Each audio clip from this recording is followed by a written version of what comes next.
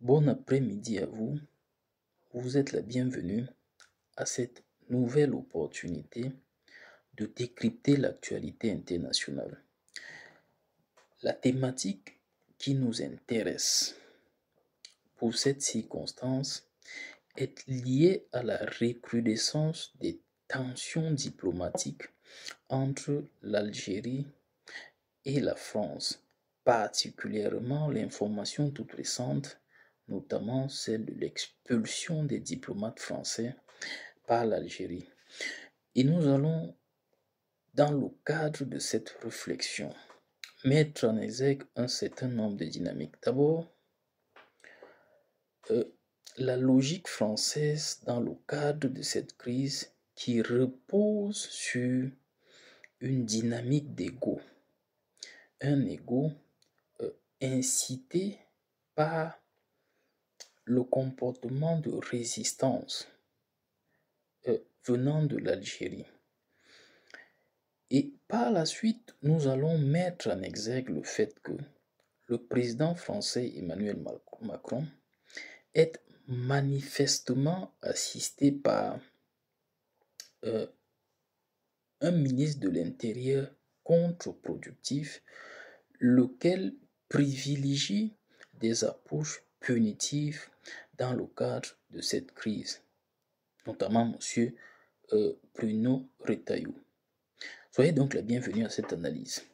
Cependant, si vous ne vous êtes pas encore abonné à notre page, nous vous invitons à bien vouloir saisir cette opportunité, à bien vouloir partager nos contenus et in fine nous livrer vos impressions dans la section dédiée à cet effet, notamment celle des commentaires. L'Algérie a donc notifié à 12 membres du personnel diplomatique de l'ambassade de France leur expulsion dans un délai de 48 heures, selon les déclarations du ministre français des Affaires étrangères. Jean-Noël Barrot a précisé que cette décision est en lien avec l'inculpation de 3 ressortissants algériens en France, dont un agent consulaire survenu vendredi dernier. Ces individus sont accusés par la France d'avoir été impliqués dans l'enlèvement d'Ami Boukos, un critique éminent du régime algérien dont l'influence s'étend à plus d'1 million d'abonnés en ligne. Cette affaire s'inscrit dans un contexte de tension croissante entre la France et l'Algérie, marquée par une série d'incidents qui ont creusé le fossé entre ces deux nations. Oui, 4 événements clés ont particulièrement contribué à cette escalade des relations. Tout d'abord, la reconnaissance par Paris le 31 juillet 2024 de la souveraineté marocaine sur le Sahara occidental, un territoire disputé entre Rabat et le Front Polisario, soutenu par Alger. Ensuite, l'enlèvement d'Ami Boukos, un critique virulent du gouvernement algérien, comme nous l'avons dit tantôt. Pas de faux policiers en avril 2024 dans la banlieue sud de Paris, un acte que la France soupçonne d'avoir été orchestré par des acteurs algériens. Par ailleurs, l'arrestation et l'emprisonnement de l'écrivain franco-algérien Boualem Sansal le 16 novembre 2024 pour atteinte à l'intégrité territoriale de l'Algérie ont également exacerbé les tensions. Et enfin, l'attaque mortelle survenue à Mulhouse à la fin février 2025, perpétrée par un ressortissant algérien sous le coup d'une obligation de quitter le territoire français. Dans ce contexte, il est essentiel de comprendre, et là nous entrons en plein dans l'analyse, la réflexion. Et c'est important que vous compreniez le point que nous sommes sur le point de développer. Il est essentiel de comprendre que la diplomatie française a souvent recours à des arguments moraux lorsqu'elle souhaite créer des tensions. Et bien que nous ne cautionnons pas les allégations de malversation financière visant l'armée algérienne par cet activiste digital,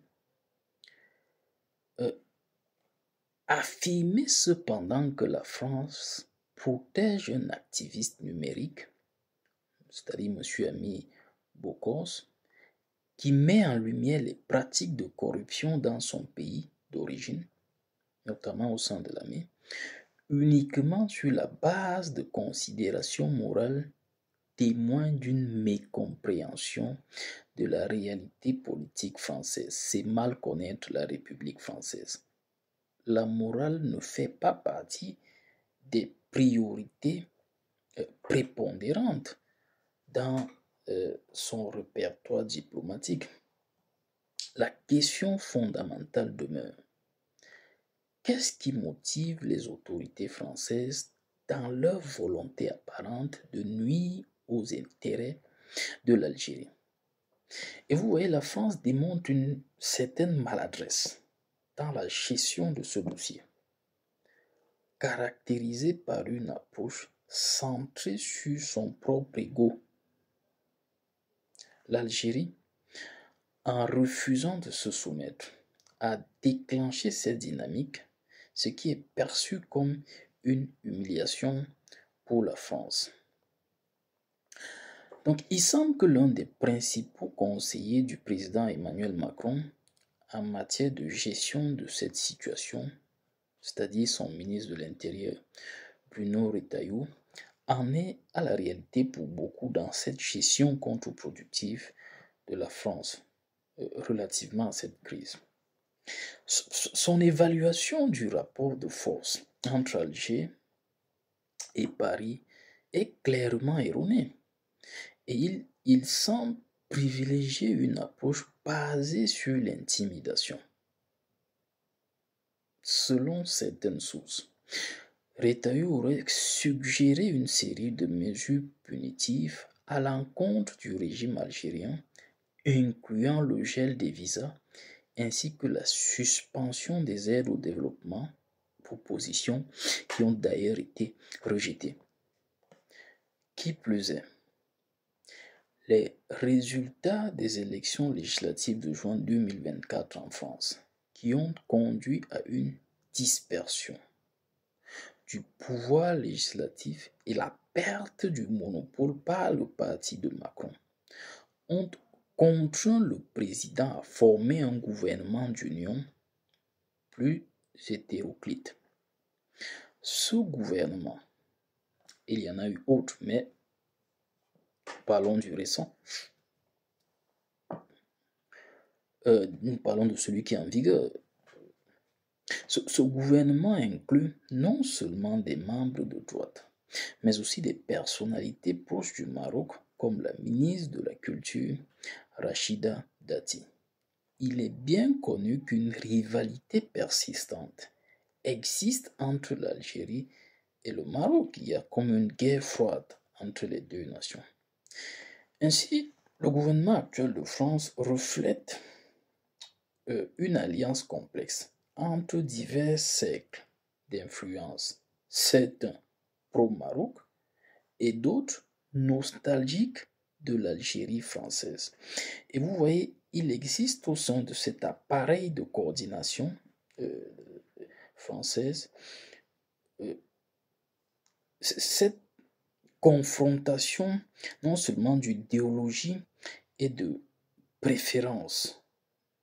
Et c'est cela qui se révèle dans cette politique étrangère maladroite et contre-productive, particulièrement sur ce dossier avec l'Algérie. La France n'a aucun intérêt en une conflictualité marquée, poussée, importante avec l'Algérie. Merci infiniment de nous avoir suivis. Nous vous invitons à demeurer en compagnie de nos analyses pour bénéficier de davantage d'analyses objectives et pertinentes sur l'actualité internationale. Une fois de plus, merci et à très bientôt.